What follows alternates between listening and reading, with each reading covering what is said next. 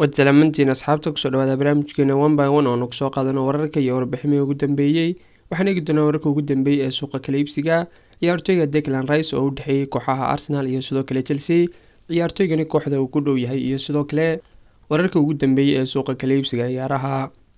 haddii aad ka heshid muuqaalka fadlan like saar subscribe na channelka si aad ula socotid muuqaalada dambe. ugu horreynta haddaynu ku bilowno ciyaartoyga khadka dhexe uga ciyaara kooxda West Ham iyo sidoo kale xulka qaranka Ingiriiska ee Declan Rice, kaasoo ciyaartoygan xil ciyaareedada ugu dambeeyay ay tartan ugu jireen ama ay dooneen inay la wareegaan kooxaha ugu waaweyn horyaalka Ingiriiska ee Premier League,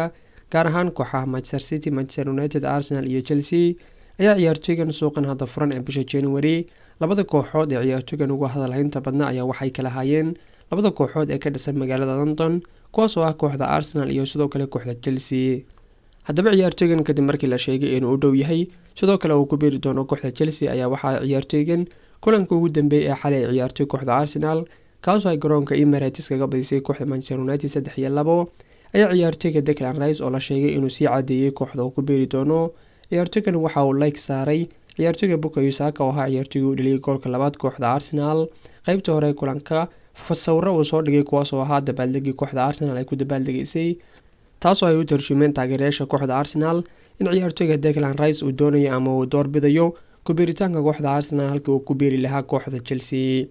haddaba ciyaartoygan iyo sidoo kale xidiga kooxda West Ham ee Declan Rice ayaa ciyaartoygan waxaa la filayaa qiimihiisu ama qiimaha lagula soo wareegi doono inuu gaari doono 100 milyan oo euro. sidoo kale ciyaartoygan xilliga ugu dhow ay la wareegi doonto kooxda Arsenal haddii ay isku daydo inay la soo wareegto ay tahay ama ay gaadhiso xagaaga dambe ama dhamaadka xilli ciyaareedkan.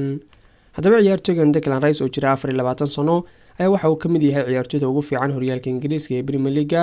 sidoo kale ciyaartoygan waxa uu ka mid yahay ciyaartoyda ka soo muuqday xulka qaranka Ingiriiska haddii ay noqoto koobkii Eurada ee sanadda 2021 ka dhacay wadanka Ingiriiska iyo sidoo kale koobka adduunka ee sanadda 2022 ka dhacay wadanka Qatar.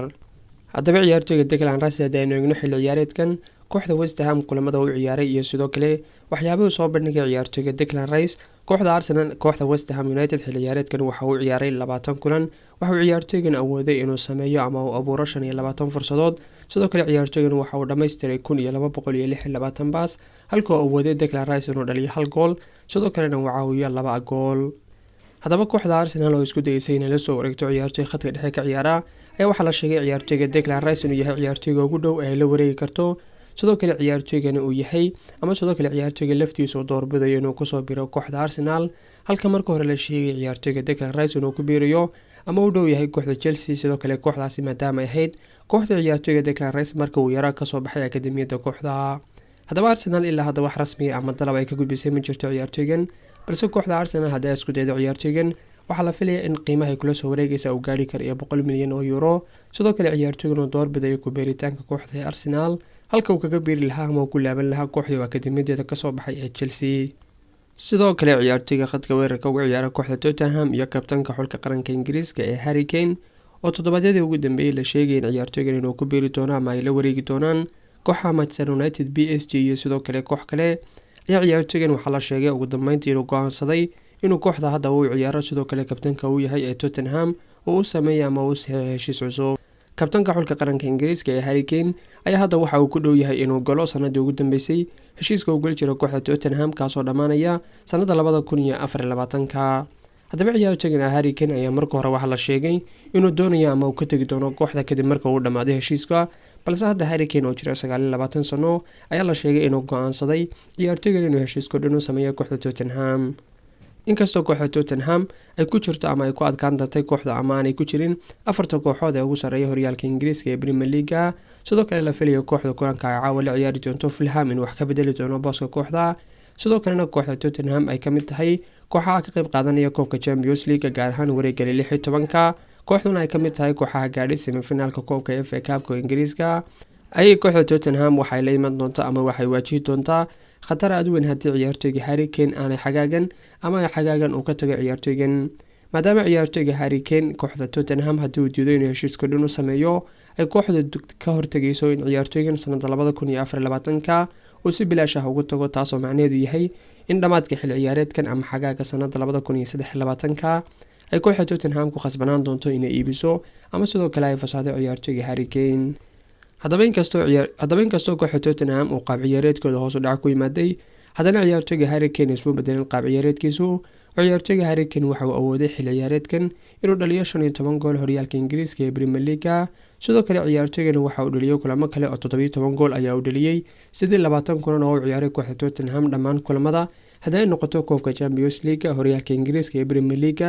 iyo sidoo kale koobabka ay ka qayb qaadatay kooxda Tottenham kuwaasoo ay ka mid yihiin koobka FA Cup iyo sidoo kale koobka EFL Cup ama Carabao Cup wadanka Ingiriiska.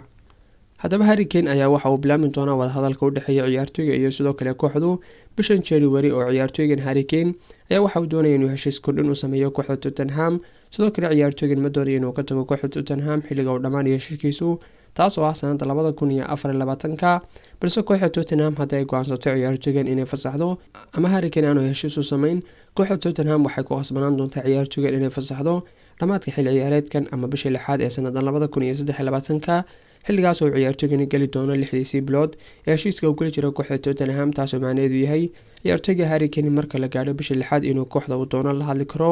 ama wada hadal la furi doono. halka ciyaartooyga Enzo Fernandez oo kamid ah ciyaartooydii aadka uga soo muuqatay koobka adduunka ee ugu dambeeyay ee sanadda 2022 ka dhacay wadanka Qatar. sidoo kale ciyaartooygan kadib markuu koob adduun oo aad u fiican la soo bandhigay xulka qaranka Argentina kulana guuleystay xulka qaranka Argentina koobka adduunka ayaa ciyaartooygan waxaa jiray in kooxaha waaweyn qaaradda Yurub iyo sidoo kale caalamka ay tartan ugu jireen. haddaba ciyaartooygan kooxda Chelsea oo ahayd kooxdii ugu dhaweyd sidoo kale ciyaartooygan dalabyo ka gudbisay oo haddii ay tahay dalab qiimo uu gaadhayay 79 milyan oo euro ama 47 milyan oo euro. sidoo kale kooxda Chelsea isku dayday ciyaartooygan inay ka gudbiso dalab ah ciyaartooygan inay ka bixiyaan 70 milyan oo euro. sidoo kale kooxda Benfica ay u soo bandhigeen ciyaartooygan in ciyaartooygeeda Hakim Ziyech ay kula wareegaan amaah ilaa dhamaadka xilli ciyaareedkan ayaa kooxda Chelsea kadib markii ay ku fashilantay arrinkaas ayaa waxaa la sheegay kooxda Chelsea hadda inay ku soo laabatay iyagoo ula diyaar ah ciyaartooyga Enzo Fernandez inay ka bixiyaan qiimaha ay dalbanayaan mas'uuliyiinta kooxda Benfica. kooxda Benfica ayaa markii hore waxa ay ka diiday dalabyo kooxda Chelsea kaas oo ay ku doonaysay kooxda inay la wareegto ciyaartooyga khadka dhexe uga ciyaara xulka qaranka Argentina iyo sidoo kale kooxda Benfica. sidoo inkastoo kooxda Chelsea ay bixisay suuqii la soo dhaafay iyo sidoo kale suuqan qiimo gaadhay 180 milyan oo euro ilaa hadda kooxdu waxay awood u saaraysaa inay la soo wareegto ciyaartooyda ciyaar ah kuwaas oo ka mid yahay ciyaartooyga Enzo Fernandez oo ka mid ah ciyaartooydii soo bandhigay koobka adduunka aad u fiican. haddana iyadoo ay taasi samayso kooxda Chelsea waxaa jiray in dalab ka gudbisay ciyaartooyga Enzo Fernandez kaas oo qiimihiisu ahaa 47 milyan oo euro kaas oo isku dayeysay markii hore inay kula wareegto ciyaartooygan balse kooxda Benfica ayaa waxay ka dalbatay kooxda Chelsea in ciyaartooyga Enzo Fernandez qiimaha ay ku wareejin doonto ama ay ku iibin doonto ugu yaraan uu noqon doono qiimaha heshiis jabinta ciyaartooyga taas oo ay ku qiyaaseen 120 milyan oo euro. inkastoo kooxda Chelsea ay ciyaartooyda ugu dambeysay ay la soo wareegto ay ku bixisay qiimo gaadhaya 280 milyan oo euro haddana kooxda Chelsea waa ay ku fashilantay ama ilaa hadda ma awoodin kooxdu inay ka mid noqoto afarta kooxood ee ugu sarreeya horyaalka Ingiriiska ee Premier League ama kooxaha ka qayb qaadanaya koobka Champions League. sidoo kale kooxdu waxay ku jirtaa kaalinta 10aad ee horyaalka Ingiriiska ee Premier League. waxaana la sheegay kooxda Chelsea in mar kale ay ku laaban doonto ciyaartooyga Enzo Fernandez ka hor intaanu xilmin suuqa kala iibsiga ciyaartooyga bisha January oo kooxda Chelsea la sheegay ciyaartooygan inay diyaar u la tahay inay ka bixiso qiimaha heshiis jabinta ciyaartooyga taasoo lagu qiyaasay ama ay doonayeen mas'uuliyiinta kooxda Benfica waxaana ahayd ama qiimuhu sida uu gaadhay 120 milyan oo euro. inkastoo markii hore ay jireen dalabyo ay ka gudbisay kooxda Chelsea ciyaartooygan haddana kooxda Benfica waa ay ka diiday. sidoo kale waxyaabihii ay u diiday kooxda Benfica mas'uuliyiinta iyo madaxweynaha kooxda Benfica waxaa la sheegay ciyaartooyga Enzo Fernandez inay u soo bandhigeen inaanu ciyaartooygani ku biirin kooxda Chelsea maadaama kooxda Chelsea aanay xilli ciyaareedka soo socda ay ku adag tahay inay ka qayb qaadato koobka Champions League. dhinaca kale kadib markii kooxda Everton ay xilli ciyaareedka hore gaar ahaan qaybtii dambe xilli ciyaareedka hore ay kooxda si dirqi ah kaga badbaaday inay u laabato ama u dhaanacdo horyaalka labaad ama heerka labaad ee horyaalka Ingiriiska ee Championship-ka ayaa sidoo kale kooxdu waxay sii wadaa qaab ciyaareedkii ama xilli ciyaareedka aad u xumaa maadaama kooxda ay tahay kooxda ugu hooseysa ama ku jirta kaalinta 20aad ee horyaalka Ingiriiska ee Premier League. haddaba waxaa jiray warar la sheegay in mas'uuliyiinta kooxda Everton ay isku diyaarinayaan sidoo kale ay qaadan doonaan go'aanka ah inay xilka ka qaadaan tababaraha kooxda ee Frank Lampard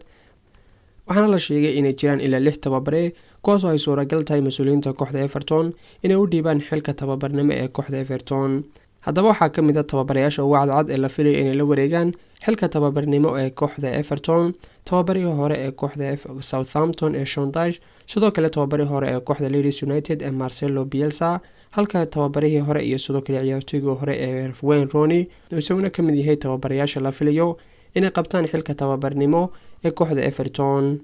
ugu dambeyntii tababaraha kooxda Roma ee Jose Mourinho ayaa waxa uu sheegay inaanay kooxda Tottenham ay awood u yeelan doonin inay la wareegaan ciyaartoyga khadka weerarka uga ciyaara kooxda Roma ee Nicolas Zaniolo. ciyaartoyga Zaniolo oo galay 6 bilood ee ugu dambeeyay heshiiska uu kula jiro kooxda Roma ayaa ciyaartoygan sidoo kale waxaa la sheegay in kooxaha Juventus iyo Tottenham ay ka mid yihiin kooxaha u tartamaya ama doonaya inay la soo wareegaan.